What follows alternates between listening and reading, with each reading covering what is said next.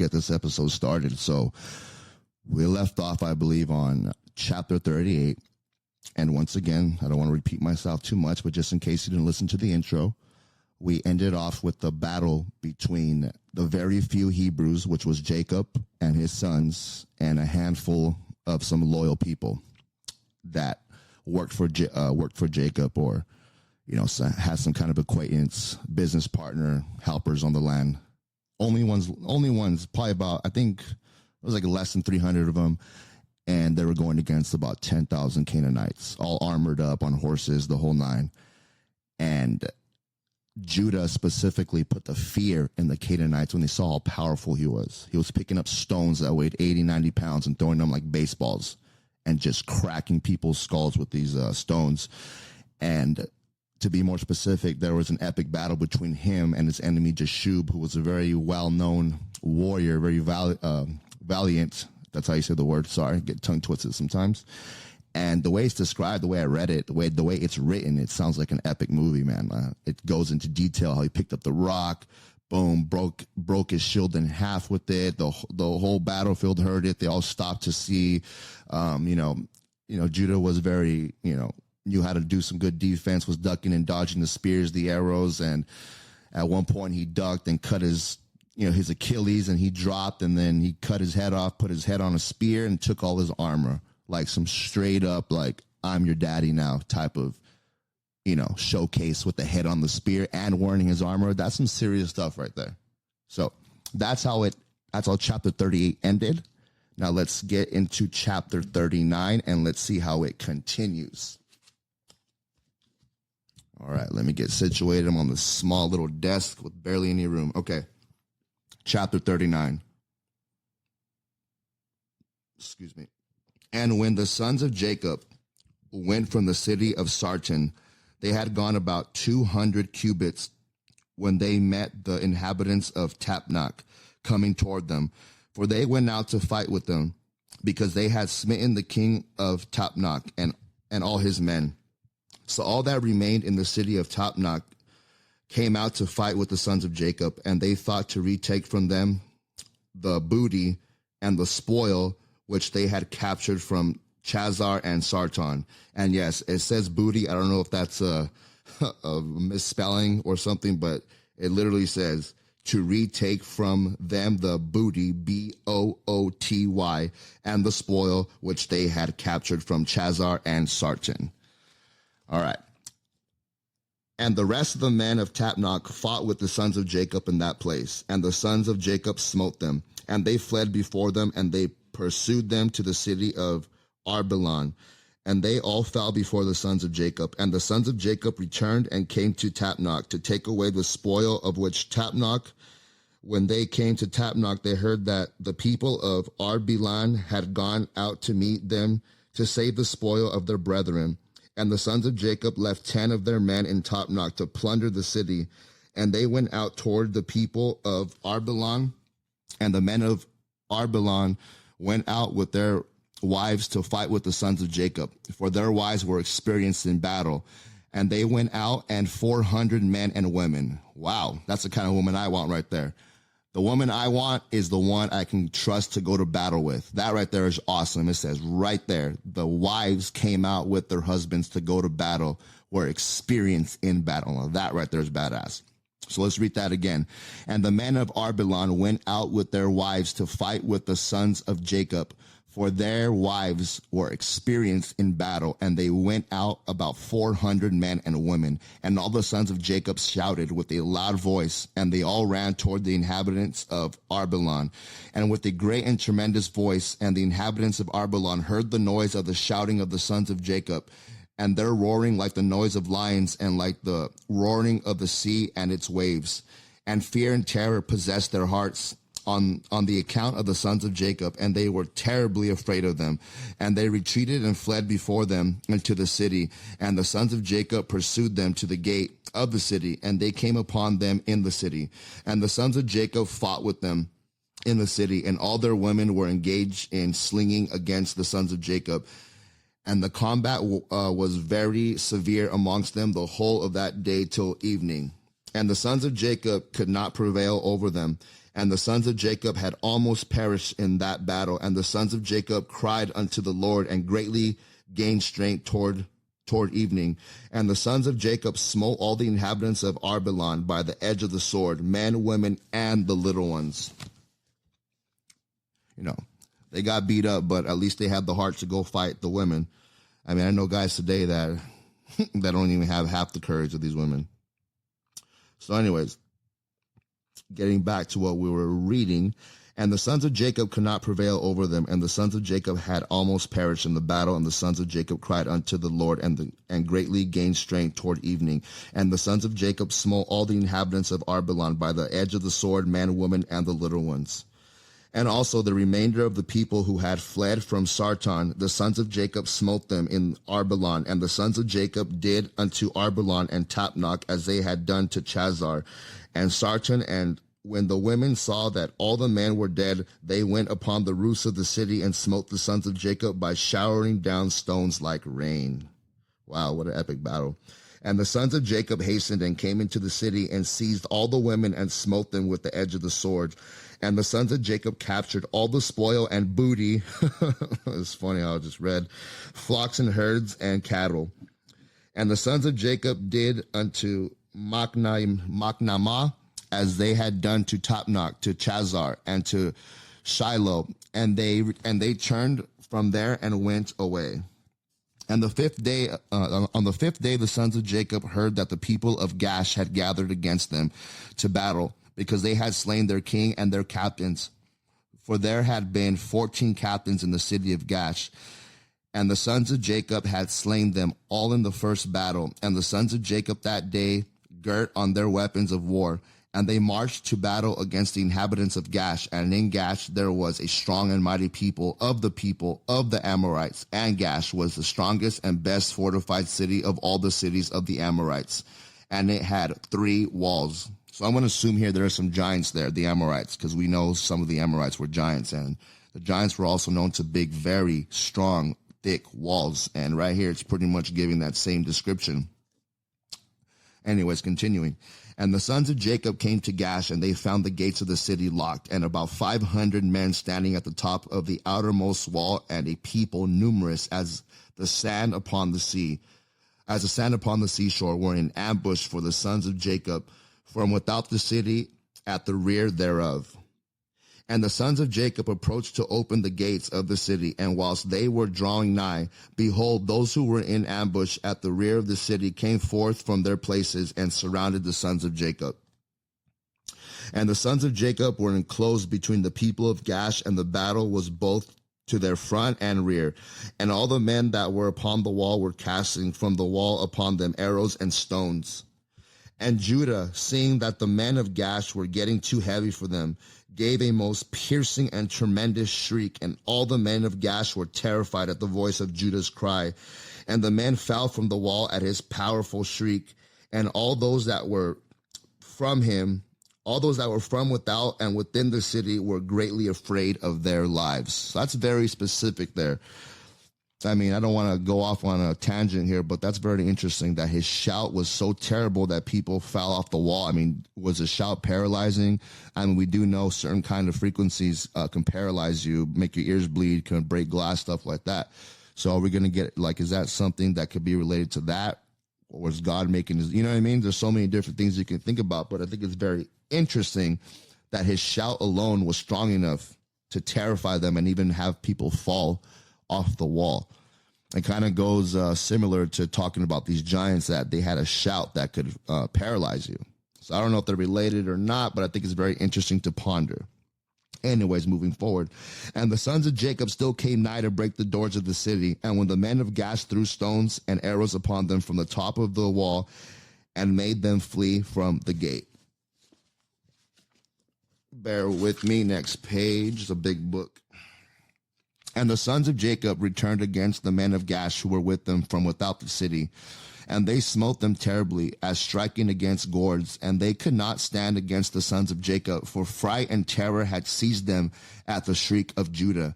And the sons of Jacob slew all those men who were without the city. And the sons of Jacob still drew nigh to effect an entrance into the city and to fight under the city walls, but they could not, for all the inhabitants of Gash who remained in the city had surrounded the walls of Gash in every direction, so that the sons of Jacob were unable to approach the city to fight with them. And the sons of Jacob came nigh to one corner to fight under the wall. The inhabitants of Gash threw arrows and stones upon them like showers of rain, and they fled from under the wall. And the people of Gash who were upon the wall, seeing that the sons of Jacob could not prevail over them from under the wall, reproached the sons of Jacob in these words, saying, "What is the matter with you in the battle that you cannot prevail?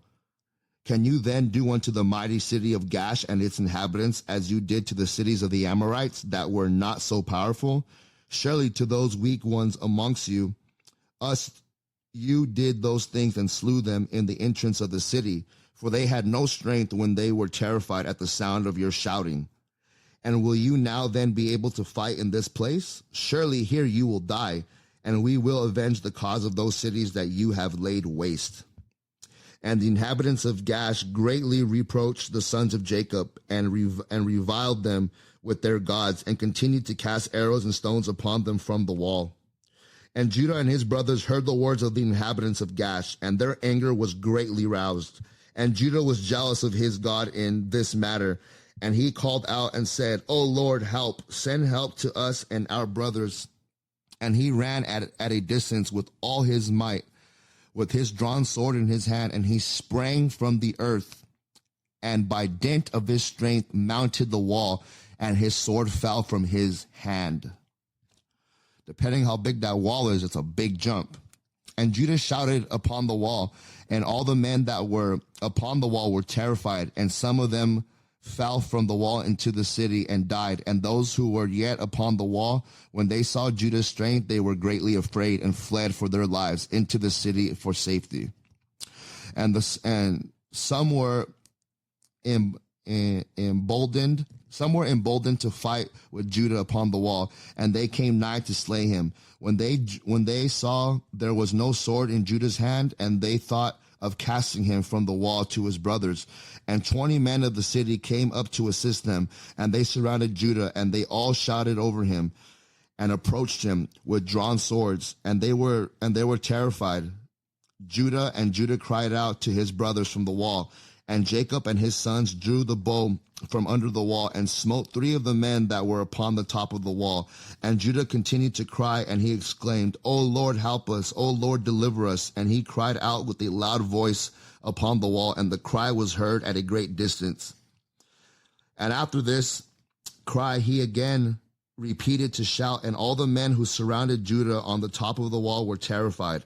And they each threw his sword from his hand at the sound of Judah's shouting and his tremor, and fled. And Judah took the swords which had fallen from their hands, and Judah fought with them and slew 20 of their men upon the wall. And about 80 men and women still ascended the wall from the city, and they all surrounded Judah. And the Lord impressed the fear for Judah in their hearts, that they were unable to approach him. And Jacob and all who were with him drew the bow from under the wall, and they slew 10 men upon the wall. And they fell below the wall before Jacob and his sons. And the people upon the wall, seeing that 20 of their men had fallen, they still ran toward Judah with drawn swords, but they could not approach him, for they were greatly terrified at Judah's strength. And one of their mighty men, whose name was Arud, approached to strike Judah upon the head with his sword, when Judah hastily put his shield to his head, and the sword hit the shield, and it was split in 2. And this mighty man, after he had struck Judah, ran for his life at the fear of Judah, and his feet slipped upon the wall, and he fell amongst the sons of Jacob, who were below the wall, and the sons of Jacob smote him and slew him. And Judah's head pained him from the blow of the powerful man, and Judah had nearly died from it. And Judah cried out upon the wall, owing to the pain produced by the blow. When Dan heard him, and his anger burned within him, and he also rose up and went at a distance, and ran and sprang from the earth, and mounted the wall with his wrath excited strength. And when Dan came upon the wall near unto Judah, all the men upon the wall fled, who stood against Judah, and they went up to the second wall, and they threw arrows and stones upon Dan and Judah from the second wall, and endeavored to drive them from the wall. And the arrows and stones struck Dan and Judah, and they had nearly been killed upon the wall. And wherever Dan and Judah fled from the wall, they were attacked with arrows and stones from the second wall. And Jacob and his sons were still at the entrance of the city below the first wall. And they were not able to draw their bow against the inhabitants of the city, as they could not be seen by them, being upon the second wall. And Dan and Judah, when they could no longer bear the stones and arrows that fell upon them from the second wall, they both sprang upon the second wall near the people of the city. And when the people of the city who were upon the second wall saw that Dan and Judah had come to them upon the second wall, they all cried out and descended below between the walls. And Jacob and his sons heard the noise of the shouting from the people of the city, and they were still at the entrance of the city, and they were anxious about Dan and Judah, who were not seen by them, they being upon the second wall. And Naphtali went up with his wrath-excited might and sprang upon the first wall to see what caused the noise of the shouting, which they had heard in the city of Issachar and Zebulun, drew nigh to break the doors of the city, and they opened the gates of the city and came into the city. And Naphtali leaped from the first wall to the second and came to assist his brother and the inhabitants of Gash who were upon the wall, seeing that Naphtali was the third who had come up to assist his brothers. They all fled and descended into the city, and Jacob and all his sons and all their young men came into the city to them. And Judah and Dan and Naphtali descended from the wall into the city and pursued the inhabitants of the city. And Simon and Levi were from without the city and knew not that the gate was opened. And they went up from there to the wall and came down to their brothers into the city. And the inhabitants of the city had all descended into the city, and the sons of Jacob came to them in different directions, and the battle waged against them from the front and the rear, and the sons of Jacob smote them terribly, and slew about 20,000 of them, men and women. Not one of them could stand up against the sons of Jacob. And the blood flowed plentiful in the city, and it was like a brook of water, and the blood flowed like a brook to the outer part of the city, and reached the desert of Beth-Torren. And the people of Beth-Torren saw at a distance the blood flowing from the city of Gash, and about 20 men from amongst them ran to see. Get this next page.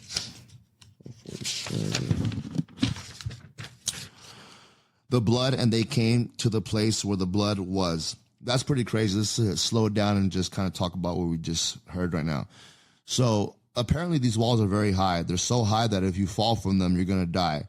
So, Judah, Naphtali, and Dan, they jumped on these walls. So I'm going to assume, based off what I read, that they had some kind of supernatural strength and ability. Okay, even going back more. This guy's throwing stones like nothing. Like, I never seen anybody get a 60-pound dumbbell and just throw it across the room like a baseball. It's insane. So there's obviously some kind of genetic advancement that these sons of Jacob have, And just to think about, the blood is flowing so much that it came out into the desert like a river. That's pretty insane.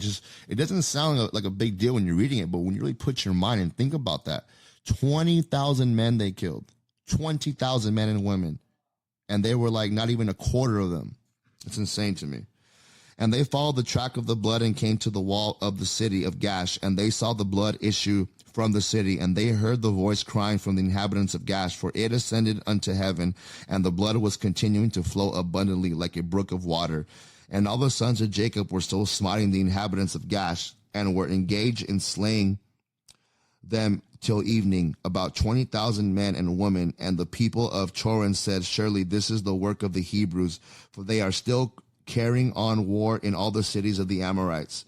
And those people hastened and ran to Beth-Torren, and each took his weapons of war, and they cried out to all the inhabitants of Beth-Torren, who also girt on their weapons of war to go and fight with the sons of Jacob. And when the sons of Jacob had done smiting the inhabitants of Gash, they walked about the city to strip all the slain and coming in the innermost part of the city.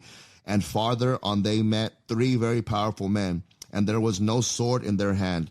And the sons of Jacob came up to the place where they were, and the powerful men ran away, and one of them had taken Zebulun, who he saw was a young lad and of short stature, and with his might dashed him to the ground. And Jacob ran to him with his sword, and Jacob smote him below his loins with the sword and cut him in 2. Wow. And the body fell upon Zebulun. And the second one approached and seized Jacob to fell him to the ground. And Jacob turned to him and shouted to him, while Simon and Levi ran and smote him on the hips with the sword and felled him to the ground. And the powerful man rose up from the ground with the wrath-excited might, and Judah came to him before he had gained his footing, and struck him upon the head with the sword, and his head was split, and he died. And third powerful man, seeing that his companions were killed, ran from before the sons of Jacob. And the sons of Jacob pursued him in the city. And whilst the powerful man was fleeing, he found one of the swords of the inhabitants of the city, and he picked it up and turned to the sons of Jacob and fought them with that sword. And the powerful man ran to Judah to strike him upon the head with the sword. And there was no shield in the hand of Judah. And whilst he was aiming to strike him, Naphtali hastily took his shield and put it to Judah's head. And the sword, the powerful man, hit the shield of Naphtali, and Judah escaped the sword. And Simon and Levi ran upon the powerful man with their swords and struck at him forcibly with their swords. And the 2 swords entered the body of the powerful man and divided it in 2 lengthwise. And the sons of Jacob smote the 3 mighty men at that time together with all the inhabitants of Gash, and the day was about to decline. And the sons of Jacob walked about Gash and took all the spoil of the city, even the little ones and women. They did not suffer to live. And the sons of Jacob did unto Gash as they had done to Sarton and Shiloh. Wow. Another epic battle, another victory for the Hebrews. This is some pretty epic stuff. That's why I like the book of Jasher. Like I said, it's like you're reading a document, like a documentary style. But that was the end of chapter 39. Let's get into chapter 40 now. Let's see what happens. And the sons of Jacob led away all the spoil of Gash and went out of the city by night. They were going out marching toward the castle of Beth-Torren, and the inhabitants of Beth-Torren were going to the castle to meet them. And on that night the sons of Jacob fought with the inhabitants of Beth-Torren in the castle of Beth-Torren. And all the inhabitants of Beth-Torren were mighty men. One of them would not flee from before 1,000 men. And they fought on that night upon the castle, and their shouts were heard on that night from afar, and the earth quaked at their shouting. And all the sons of Jacob were afraid of those men, as they were not accustomed to fight in the dark, and they were greatly confounded. And the sons of Jacob cried unto the Lord, saying, Give help to us, O Lord, deliver us, that we may not die by the hands of these uncircumcised men. And the Lord hearkened to the voice of the sons of Jacob, and the Lord caused great terror and confusion to seize the people of Beth-Torren. And they fought again amongst themselves, the one with the other, in the darkness of the night, and smote each other in great numbers. And the sons of Jacob, knowing the Lord had brought a spirit of perverseness amongst those men, and they fought each man with his neighbor, went forth from among the bands of the people of Beth-Torren, and went as far as the descent of the castle of Beth-Torren, and farther, and they tarried there surely with their young men on that night. And the people of Beth-Torren fought the whole night, one man with his brother and the other with his neighbor. And they cried out in every direction upon the castle, and their cry was heard at a distance, and the whole earth shook at their voice, for they were powerful above all the people of the earth. This might be some kind of giant, some kind of hybrids right here. Mighty man is always, when the enemy's a mighty man, it's usually some kind of monstrosity, but let's continue. And all the inhabitants of the cities of the Canaanites, the Hittites, the Amorites, the Hivites, and all the kings of Canaan, and all those who were on the earth, all of those who were on the other side of the Jordan, heard the noise of the shouting on that night. And they said, surely these are the battles of the Hebrews who are fighting against the 7 cities who came nigh unto them. And who can stand against those Hebrews? And all the inhabitants of the city of the Canaanites and all those who were on the other side of Jordan were greatly afraid of the sons of Jacob, for they said, behold, the same will be done to us as was done to those cities, for who can stand against their mighty strength? And the cries of the Canaanites were very great. So just really quick, do you see how all these kings, they know that these are not normal Hebrews? These are some like super strength Hebrews, like especially the sons of Jacob. They have like extraordinary power when it comes to physical strength, precision, the way they aim their bows, everything. They're like I said, it kind of reminds me of Legolas from Lord of the Rings. This guy has quick reaction time, just never misses, rarely ever misses. And, is always able to react fast and do some good defense and, slip out of all these tough situations. So I think that's very interesting to read that all the kings of the world knew better to not pick a fight with Jacob and his sons. It didn't matter how many warriors they had. They knew just, a group of 5 of them was just too much. So that's very interesting and something to keep in mind. Anyways, moving forward, on that night and continued to increase, and they smote each other till the morning, and the numbers of them were killed. And the morning appeared, and all the sons of Jacob rose up at daybreak and went up to the castle, and they smote those who remained of the Canaanites in a terrible manner, and they were all killed in the castle. And the 6th day appeared, and all the inhabitants of Canaan saw at a distance all the people of Beth-Torren lying dead in the castle of Beth-Torren, and strewed about as the carcasses of lambs and goats. And the sons of Jacob led all the spoil which they had captured from Gash, and went to Beth-Torren, and they found the city full of people like the sand of the sea, and they fought with them. And the sons of Jacob smote them there till evening time. And the sons of Jacob did unto Beth-Torren as they had done to Gash and Tapnach, and as they had done to Chazar, to Sarton, and to Shiloh. And the sons of Jacob took with them the spoil of Beth-Torren and all the spoil of the cities. And on that day they went home to Shechem. And the sons of Jacob came home to the city of Shechem, and they remained without the city, and they then rested there from the war, and tarried there all night. And all the servants together with all the spoil that they had taken from the cities, they left without the city, and they did not enter the city, for they said, peradventure there may be yet more fighting against us, and they may come to besiege us in Shechem. And Jacob and his sons and their servants remained on that night and the next day in the portion of the field which Jacob had purchased from Hamor for 5 shekels, and all that they had captured was with them. And all the booty which the sons of Jacob had captured was in the portion of the field immense as the sand upon the seashore.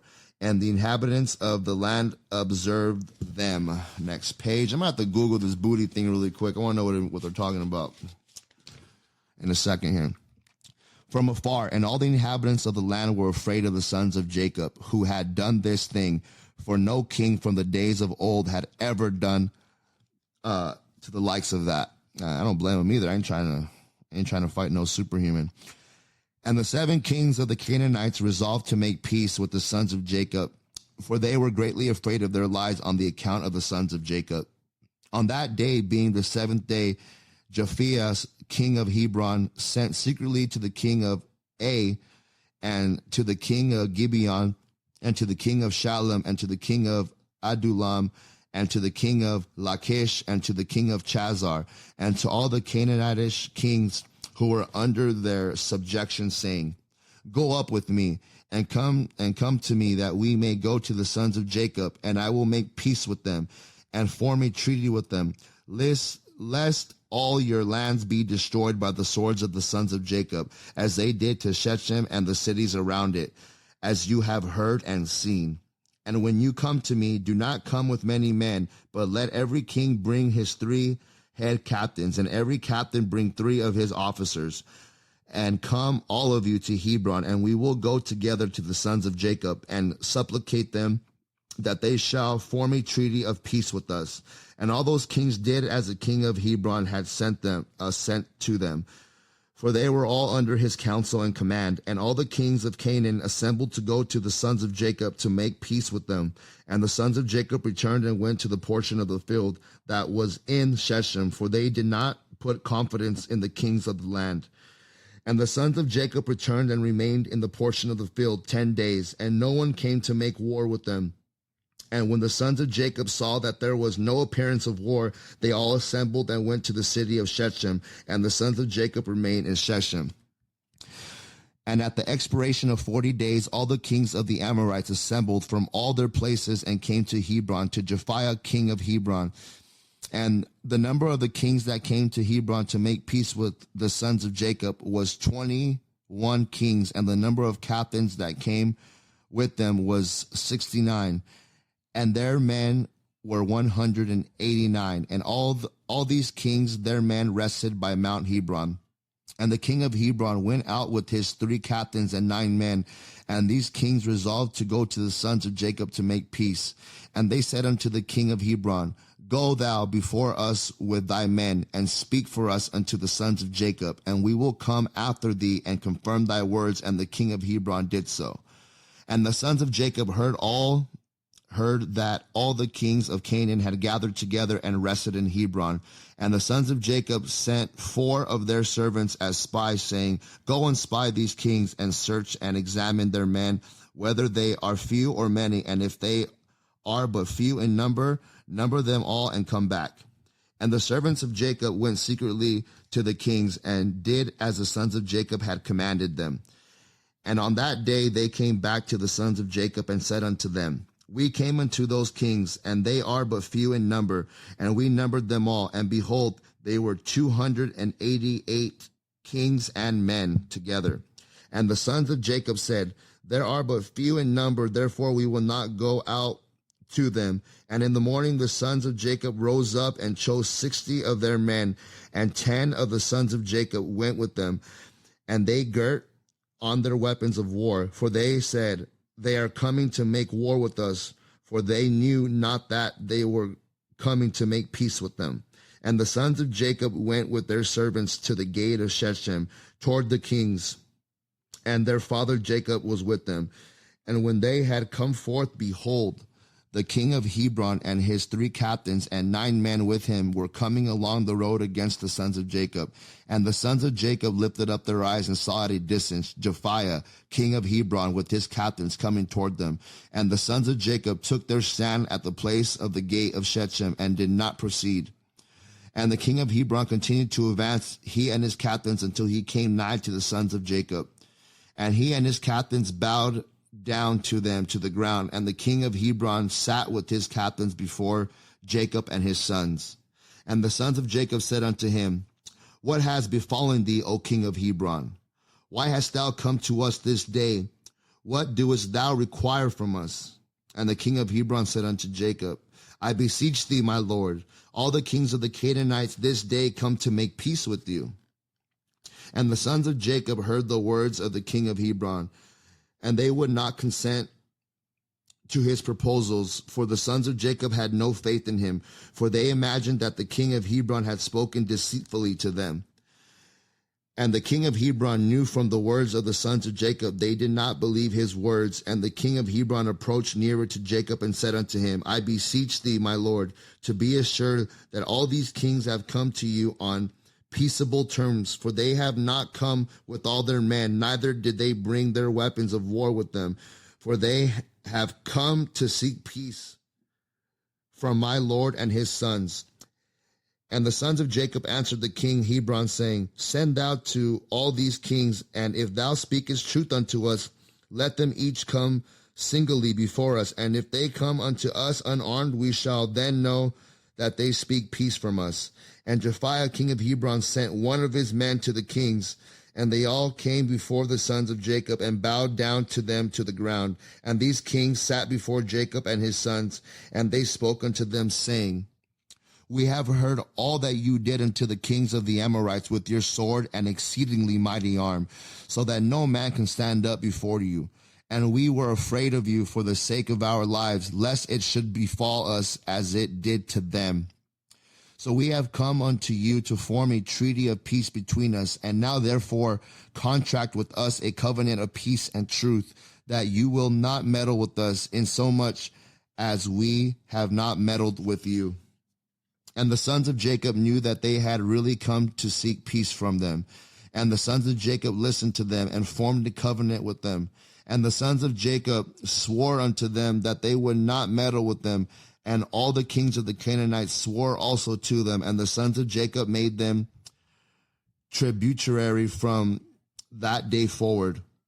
And after this, all the captains of these kings came with their men before Jacob, with presents in their hands for Jacob and his sons. And they bowed down to him to the ground. And these kings then urged the sons of Jacob and begged of them to return all the spoil they had captured from the 7 cities of the Amorites. And the sons of Jacob did so. And they returned all that they had captured, the women, the little ones, the cattle, and all the spoil which they had taken. And they sent them off, and they went away each to his city. And all these kings again bowed down to the sons of Jacob, and they sent or brought them many gifts in those days. And the sons of Jacob sent off these kings and their men, and they went peacefully away from them to their cities. And the sons of Jacob also returned to their home to Shechem. And there was peace from that day forward between the sons of Jacob and the kings of the Canaanites, until the children of Israel came to inherit the land of Canaan. Next page. All right. That was the end of chapter 40. Chapter 41. And at the revolution of the year, the sons of Jacob journeyed to Shechem, and they came to Hebron to their father Isaac, and they dwelt there. But their flocks and herds they fled daily in Shechem, for there was there in those days good and fat pasture. And Jacob and his sons and all their household dwelt in the valley of Hebron. And it was in those days, in that year, being the 160th year of the life of Jacob, in the 10th year of Jacob's coming from Padam Aram, that Leah, the wife of Jacob, died. She was 51 years old when she died in Hebron. And Jacob and his sons buried her in the cave of the field of Machpelah, which is in Hebron, which Abraham had bought from the children of Heth for the possession of a burial place. And the sons of Jacob dwelt with their father in the valley of Hebron, and all the inhabitants of the land knew their strength, and their fame went throughout the land. And Joseph, the son of Jacob, and his brother Benjamin, the sons of Rachel, the wife of Jacob, were yet young in those days, and did not go out with their brethren during their battles in all the cities of the Amorites. And when Joseph saw the strength of his brethren and their greatness, he praised them and extolled them, but he ranked himself greater than them. Sorry, let me see. I lost my place. Let me read that again. And when Joseph saw the strength of his brethren and their greatness, he praised them and extolled them. But he ranked himself greater than them and extolled himself above them. And Jacob his father also loved him more than any of his sons, for he was a son of his old age, and through his love toward him, he made him a coat of many colors. And when Joseph saw that his father loved him more than his brethren, he continued to exalt himself above his brethren, and he brought unto his father evil reports concerning them. And the sons of Jacob, seeing the whole of Joseph's conduct toward them, and that their father loved him more than any of them, they hated him and could not speak peacefully to him all the days. And Joseph was 17 years old, and he was still magnifying himself above his brethren, and thought of raising himself above them. At that time he dreamed a dream, and he came unto his brothers and told them his dream. And he said unto them, I dreamed a dream, and behold, we were all binding sheaves in the field, and my sheaf rose and placed itself upon the ground, and your sheaves surrounded it and bowed down to it. And his brethren answered him and said unto him, What meaneth this dream that thou didst dream? Dost thou imagine in thy heart to reign or rule over us? And he still came and told the thing to his father Jacob, and Jacob kissed Joseph when he heard these words from his mouth, and Jacob blessed Joseph. And when the sons of Jacob saw that their father had blessed Joseph and kissed him, that he loved him exceedingly, they became jealous of him and hated him the more. And after this, Joseph dreamed another dream and related the dream to his father in the presence of his brethren. And Joseph said unto his father and brethren, Behold, I have again dreamed a dream, and behold, the sun and the moon and the 11 stars bowed down to me. And his father heard the words of Joseph and his dream, and seeing that his brethren hated Joseph on the account of this matter, Jacob therefore rebuked Joseph before his brethren on the account of this thing, saying, What meaneth this dream which thou hast dreamed, and this magnifying thyself before thy brethren who are older than thou art? Dost thou imagine in thy heart that I and thy mother and thy 11 brethren will come and bow down to thee, that thou speakest these things? And his brethren were jealous of him on the account of his words and dreams, and they continued to hate him, and Jacob reserved the dreams in his heart. And the sons of Jacob went one day to feed their father's flock in Shechem, for they were still herdsmen in those days. And whilst the sons of Jacob were that day feeding in Shechem, they delayed the time of the gathering, and the cattle was past, and they had not arrived. And Jacob saw that his sons were delayed in Shechem, and Jacob said within himself, Preadventure, the people of Shechem have risen up to fight against them. Therefore they have delayed coming this day. And Jacob called Joseph his son and commanded him, saying, Behold, the brethren are feeding in Shechem this day, and behold, they have not yet come back. Go now, therefore, and see where they are, and bring me word back concerning the welfare of thy brethren and the welfare of the flock. And Jacob sent his son Joseph to the valley of Hebron, and Joseph came for his brothers to Shechem, and could not find them. And Joseph went about the field which was near Shechem to see where his brothers had turned, and he missed his road in the wilderness, and knew not which way he should go. And an angel of the Lord found him wandering in the road toward the field. And Joseph said unto the angel of the Lord, I seek my brethren. Hast thou not heard where they are feeding? And the angel of the Lord said unto Joseph, I saw thy brethren feeding here, and I heard them say they would go to feed in Dothan. And Joseph hearkened to the voice of the angel of the Lord, and he went to his brethren in Dothan, and he found them in Dothan feeding the flock. And Joseph advanced to his brethren, and before he had come nigh unto them, they had resolved to slay him. And Simon said to his brethren, Behold, man of dreams is coming unto us this day, and now therefore come and let us kill him and cast him in one of the pits that are in the wilderness. And when his father shall seek him from us, we will say, an evil beast has devoured him. And Reuben heard the words of his brethren concerning Joseph, and he said unto them, You should not do this thing, for how can we look up to our father Jacob, cast him into this pit to die there? But stretch not forth a hand upon him to spill his blood.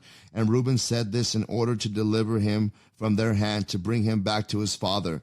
And when Joseph came to his brethren, he sat before them, and they rose upon him, and seized him, and smote him to the earth, and stripped the coat of many colors which he had on. And they took him and cast him into a pit, and in the pit there was no water, but serpents and scorpions. And Joseph was afraid of the serpents and scorpions that they were in the pit. And Joseph cried out with a loud voice, and the Lord hid the serpents and scorpions in the sides of the pit, and they did not do no harm unto Joseph. And Joseph called out from the pit to his brethren, and said unto them, What have I done unto you, and in what have I sinned? Why do you not fear the Lord concerning me? Am I not of your bones and flesh? And it's not Jacob your father, my father. Why do you do this thing unto me this day? And how will you be able to look upon to our father Jacob? And he continued to cry out and call unto his brethren from the pit. And he said, O Judah, Simon, and Levi, my brethren, lift me up from the place of darkness in which you have placed me, and come this day to have compassion on me, ye children of the Lord and sons of Jacob, my father. And I, if I have sinned unto you, are you not the sons of Abraham, Isaac, and Jacob? If they saw an orphan, they had compassion over him, or one that was hungry, they gave him bread to eat, or one that was thirsty, they gave him water to drink, or one that was naked, they covered him with garments. And how then will you withhold your pity from your brother?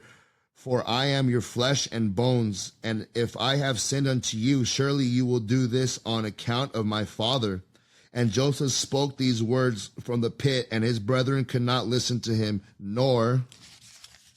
next page, give me a moment, nor their ears to the words of Joseph. And Joseph was crying and weeping in the pit. And Joseph said, Oh, that my father knew this day, the act which my brothers have done unto me, and the word which they have this day spoken unto me. And all his brethren heard his cries and weeping in the pit. And his brethren went and removed themselves from the pit, so that they might not hear the cries of Joseph and his weeping in the pit. All right, wow. That's the end of the next chapter. So we got a lot going on here, guys. We have some epic battles with some supernatural strength, and then pretty much all the kings around, the world know the power behind these sons of Jacob. I mean, there's like 5 of them, and they're terrified of them. I mean, an army of 10,000 people is terrified of five dudes. So you got to put that in mind. You really got to think about that. Like, what was different back then?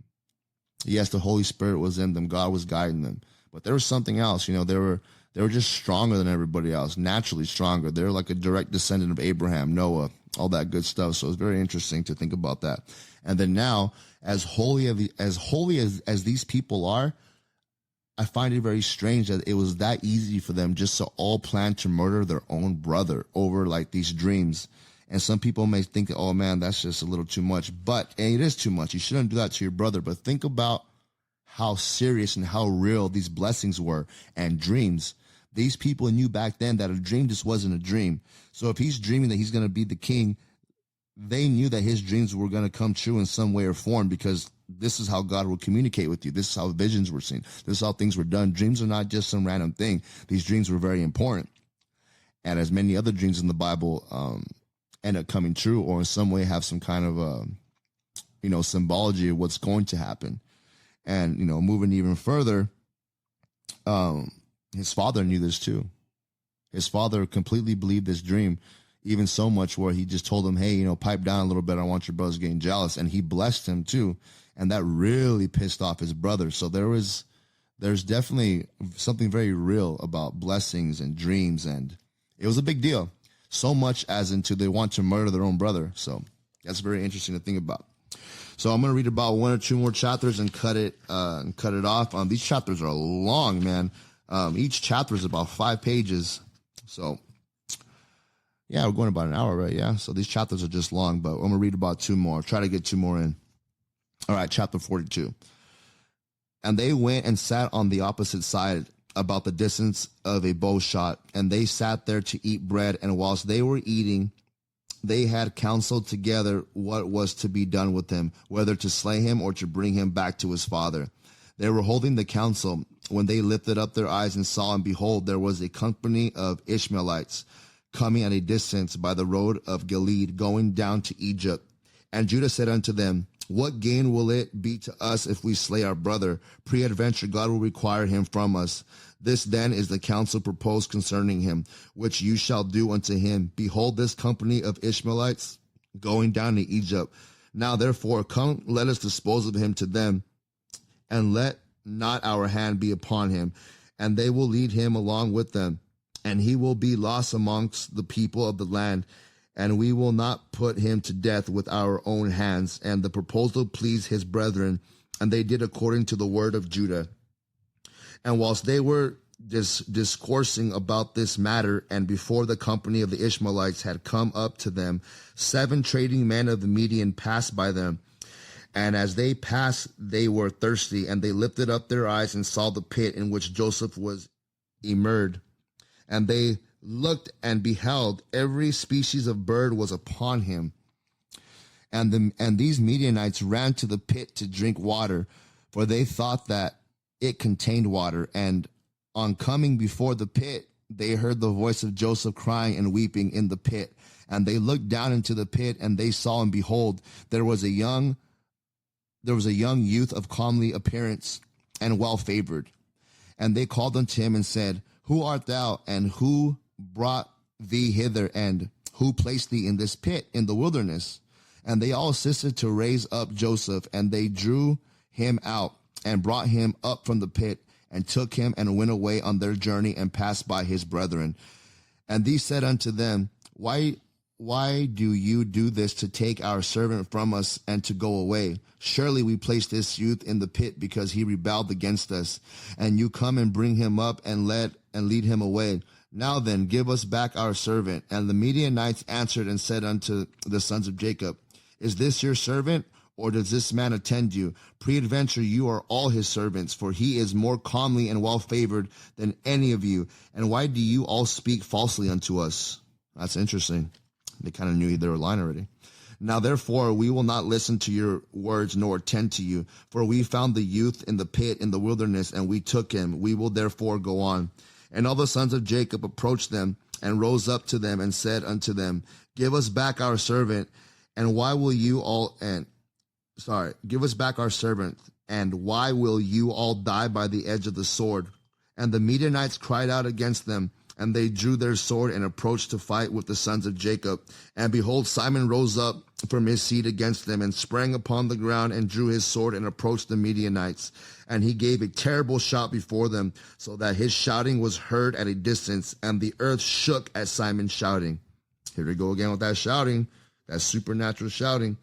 And the Midianites were terrified on the account of Simon and the noise of his shouting, and they fell upon their faces and were excessively alarmed.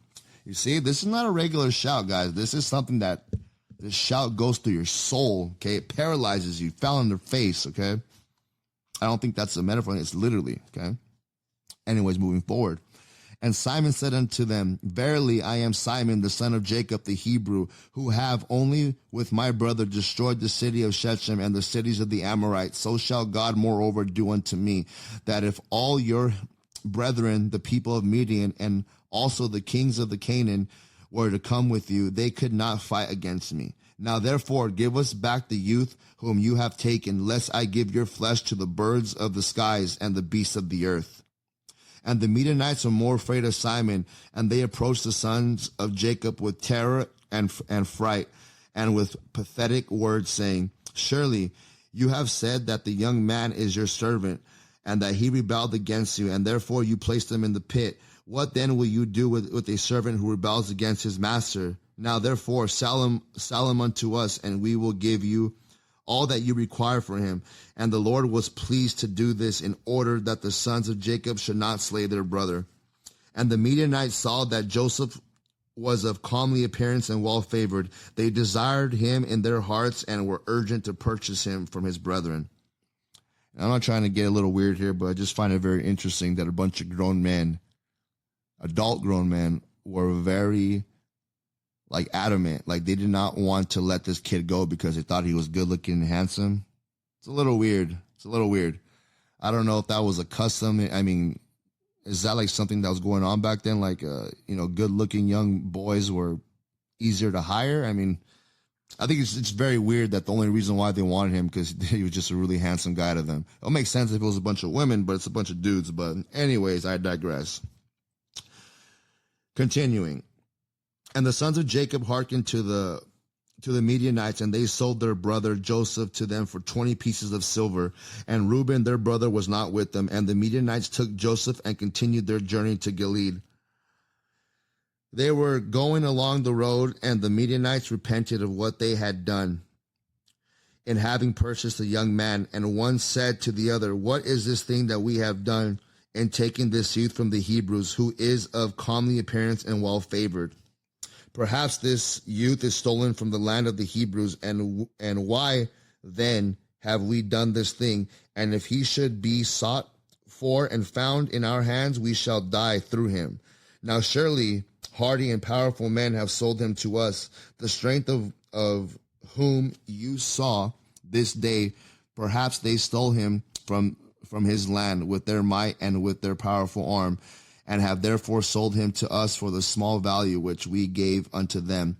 And whilst they were thus discoursing together, they looked, and behold, the company of the Ishmaelites, which was coming at first, and which the sons of Jacob saw was advancing towards the Midianites. And the Midianites said to each other, Come, let us sell this Jew to the company of the Ishmaelites who are coming towards us, and we will take from him the little that we gave for him, and we will be delivered from this evil. And they did so. And they reached the Ishmaelites, and the Midianites sold Joseph to the Ishmaelites for 20 pieces of silver, which they had given for him to his brethren. And the Midianites went on their road to Gilead, and the Ishmaelites took Joseph, and they let him ride upon one of the camels, and they were leading him to Egypt. And Joseph heard that the Ishmaelites were proceeding to Egypt, and Joseph lamented and wept at this thing, that he was to be so far removed from the land of Canaan from his father, and he wept bitterly whilst he was riding upon the camel. And one of their men observed him, and made him go down from the camel and walk on foot. And notwithstanding this, Joseph continued to cry and weep, and he said, O my father, my father. And one of the Ishmaelites rose up and smote Joseph on the cheek, and still he continued to weep. And Joseph was fatigued in the road, and was unable to proceed on the account of the bitterness of his soul.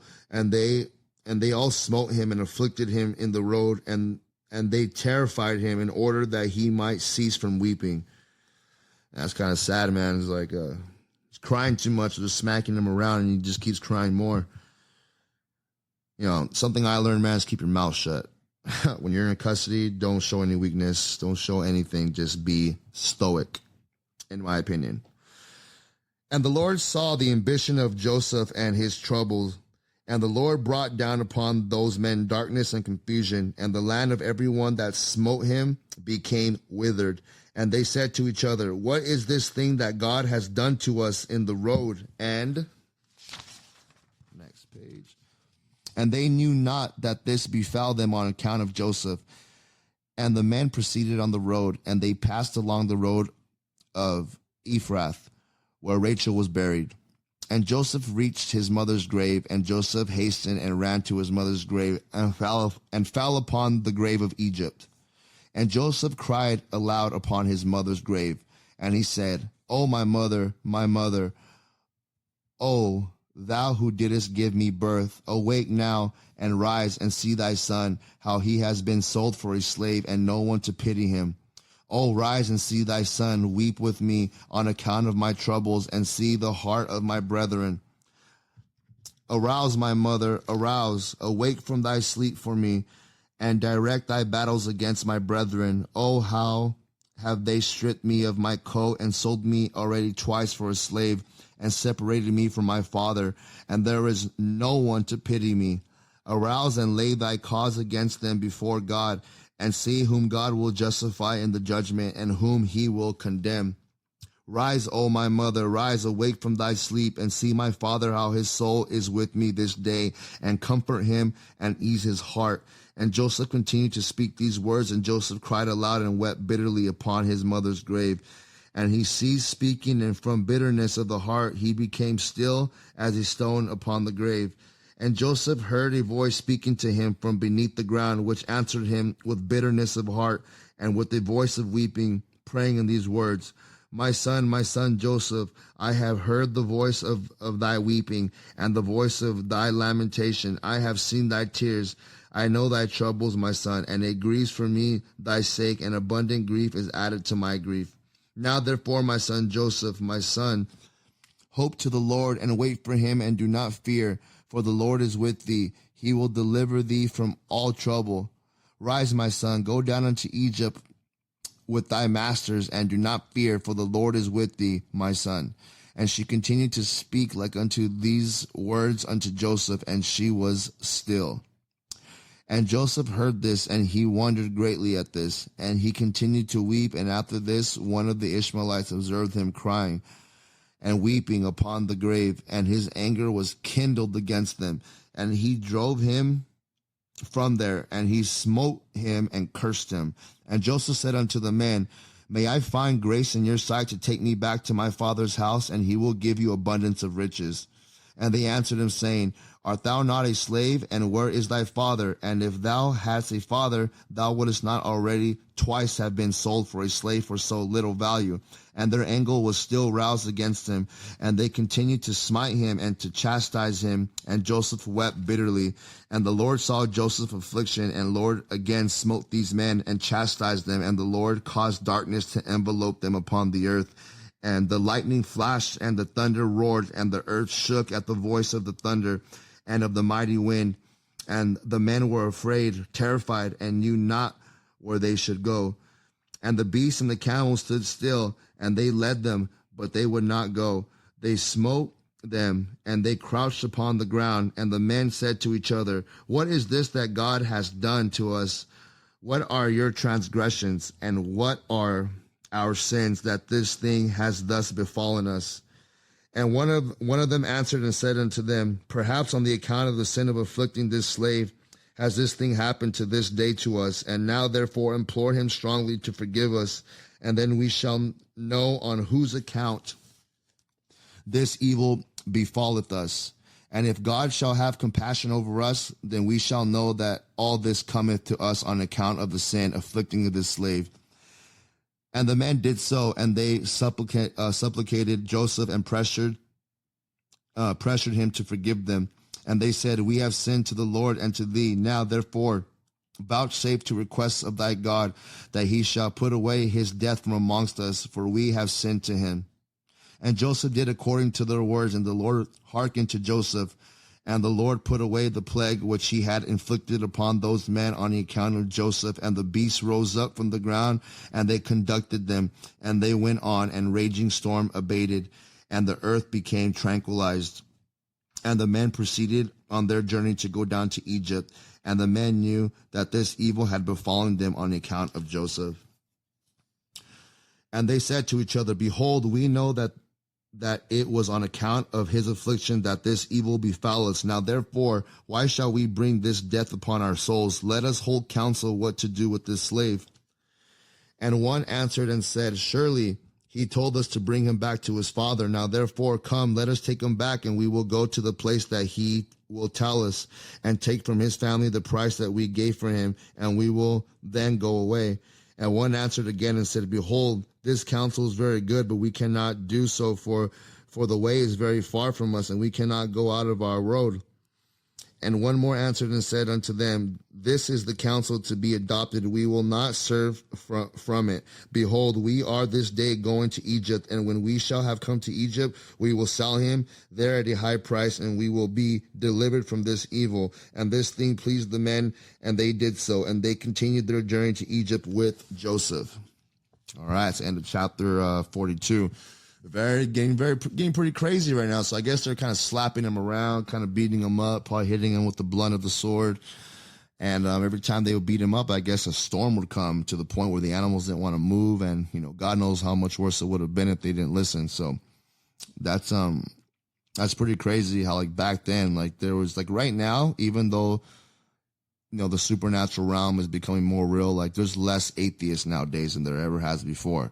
And it doesn't mean everybody believes in God. People are starting to believe in other spirits too, not just the God of the Bible. But what's interesting here reading this is that it is common knowledge that God, the God of the Bible, is real, and so are other spirits. That's why they're like, okay, let's go ask forgiveness from this kid to see if everything stops, so we can know if God's punishing us or not. It's very common sense back then to have this kind of thinking. So that's very interesting.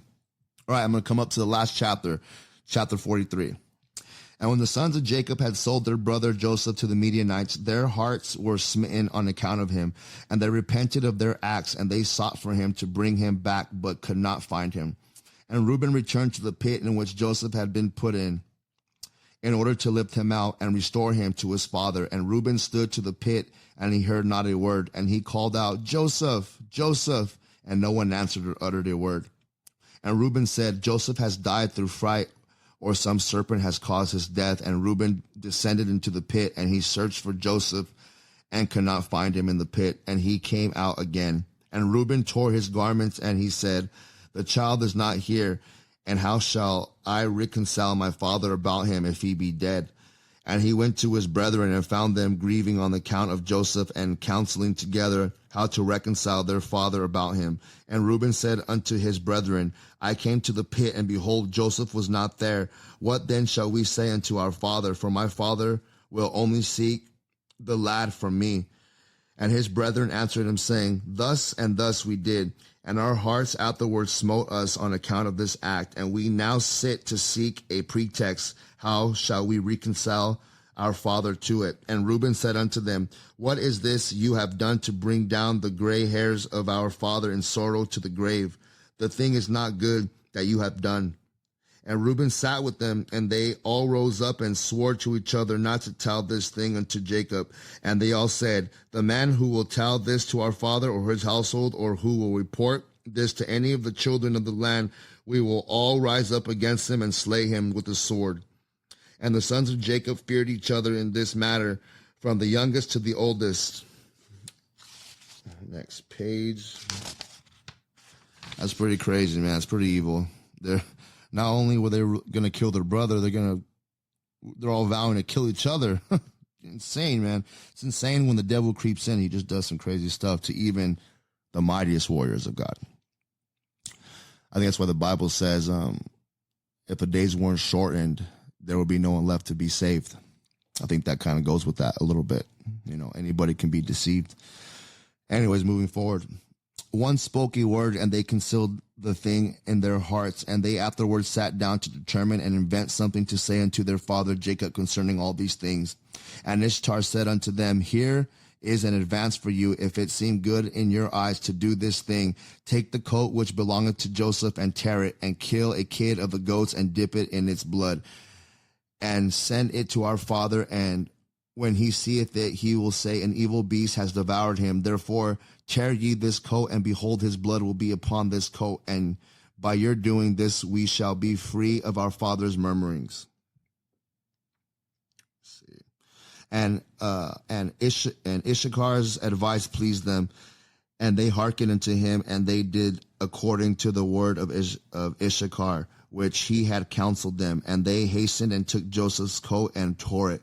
And they killed the kid of goats and dipped the coat in the blood of the kid, and then trampled it in the dust. And they sent the coat to their father Jacob by the hand of Naphtali. And they commanded him to say these words, We had gathered in the cattle and had come as far as the road of Shechem and farther, when we found this coat upon the road in the wilderness, dipped in blood and in dust. Now therefore know whether it be thy son's coat or not. And Naphtali went, and he came unto his father, and he gave him the coat, and he spoke unto him all the words which his brethren had commanded him. And Jacob saw Joseph's coat, and he knew it, and he fell upon his face to the ground, and he became as still as a stone. And he afterward rose up and cried out with a loud and weeping voice, and he said, It is the coat of my son Joseph. And Jacob hastened and sent one of his servants to his sons, who went to them and found them coming along the road with the flock. And the sons of Jacob came to their father about evening, and behold, their garments were torn, and dust was upon their heads. And they found their father crying out and weeping with a loud voice. And Jacob said unto his sons, Tell me truly, what evil have you done this day suddenly brought upon me? And they answered their father Jacob, saying, We were coming along this day after the flock had been gathered in, and we came as far as the city of Shechem by the road in the wilderness, and we found this coat filled with blood upon the ground, and we knew it, and we sent unto thee if thou couldest know it. And Jacob heard the words of his sons, and he cried out with a loud voice, and he said, It is the coat of my son, an evil beast had devoured him. Joseph is rent in pieces, for I sent him this day to see whether it was well with you and well with the flocks, and to bring me word again from you. And he went as I commanded him, and this has happened to him this day, whilst I thought my son was with you. And the sons of Jacob answered and said, He did not come to us, neither have we seen him from the time of our going out from thee until now. And when Jacob heard their words, he again cried out aloud, and he rose up and tore his garments, and he put sackcloth upon his loins, and he wept bitterly, and he mourned and lifted up his voice in weeping, and exclaimed and said these words, Joseph, my son, O Joseph, I sent thee this day after the welfare of thy brethren, and behold, thou hast been torn into pieces. Through my hand has this happened to my son. It grieves me for thee, Joseph, my son, it grieves me for thee. How sweet was thou to me during life, and now how exceedingly bitter is thy death to me. Oh that I had died in thy stead, Joseph, my son, for it grieves me sadly thee, my son. O my son, Joseph, my son, where art thou, and where hast thou been drawn? Arouse from thy place, and come and see my grief for thee, O my son Joseph. Come now and number the tears gushing from my eyes down my cheeks, and bring them up before the Lord, that his anger may turn from me. O Joseph, my son, how didst thou fall by the hand of one by whom no one had fallen from the beginning of the world unto this day? For thou hast been put to death by the smiting of an enemy inflicted with cruelty. But surely I know that this has happened to thee on account of the multitude of my sins. Arouse now and see how bitter is my trouble thee, my son. Although I did not rear thee, nor fashion thee, nor give thee breath and soul, but it was God who formed thee and built thy bones and covered them with flesh and breathed in thy nostrils the breath of life. And he gave thee unto me. Now truly God gave thee unto me. He has taken thee from me, and such then has befallen thee. And Jacob continued to speak unto these words concerning Joseph, and he wept bitterly. He fell to the ground and became still. And all the sons of Jacob, seeing their father's trouble, they repented of what they had done, and they also wept bitterly. And Judah rose up and lifted his father's head from the ground and placed it upon his lap. And he wiped his father's tears from his cheeks, and Judah wept an exceedingly great weeping, whilst his father's head was reclining upon his lap, still as a stone. And the sons of Jacob saw their father's trouble, and they lifted up their voices and continued to weep. And Jacob was yet lying upon the ground, still as a stone. And all his sons and his servants' children rose up and stood around him to comfort him, and he refused to be comforted. And the whole household of Jacob rose up and mourned a great mourning on the account of Joseph and their family's trouble. And the intelligence reached Isaac, the son of Abraham, the father of Jacob, and he wept bitterly on the account of Joseph, he and all his household. And he went from the place where he dwelt in Hebron, and his men with him, and he comforted Jacob his son, and he refused to be comforted. And after this Jacob rose up from the ground, and his tears were running down his cheeks, and he said unto his sons, Rise up and take your swords and your bows, and go forth into the field, and seek whether you can find my son's body, and bring it unto me, that I may bury it. Seek also, I pray you, amongst the beasts, and hunt them, and that which shall come the first before you seize, and bring it unto me. Perhaps the Lord will this day pity my affliction, and prepare before you that which did tear my son into pieces, and bring it unto me, and I will avenge the cause of my son. And his sons did as their father had commanded them, and they rose up early in the morning, and each took his sword and his bow in his hand. And they went forth into the field to hunt the beasts. And Jacob was still crying aloud and weeping and walking to and fro in the house, and smiting his hands together, saying, Joseph, my son, Joseph, my son. And the sons of Jacob went into the wilderness to seize the beasts, and behold, a wolf came toward them, and they seized him and brought him unto their father. And they said unto him, This is the first we have found, and we have brought him unto thee, as thou didst command us, and thy son's body we could not find. And Jacob took the beast from the hands of his sons, and he cried out with a loud and weeping voice, holding the beast in his hands. And he spoke with bitter heart unto the beast, Why dost thou devour my son Joseph? And how didst thou have no fear of the God of the earth, or of my trouble for my son Joseph? And thou didst devour my son for naught, because he committed no violence, and didst thereby render me culpable on this account. Therefore, God will require him that is persecuted. And the Lord opened the mouth of the beast in order to comfort Jacob with its words. And it answered Jacob and spoke these words unto him. As God liveth, who created us and the earth, as thy soul liveth, my Lord, I did not see thy son, neither did I tear him into pieces. But from a distant land I also came to seek my son, who went from me this day, and I know not whether he be living or dead. Oh, look at this now. The wolf is talking. Interesting.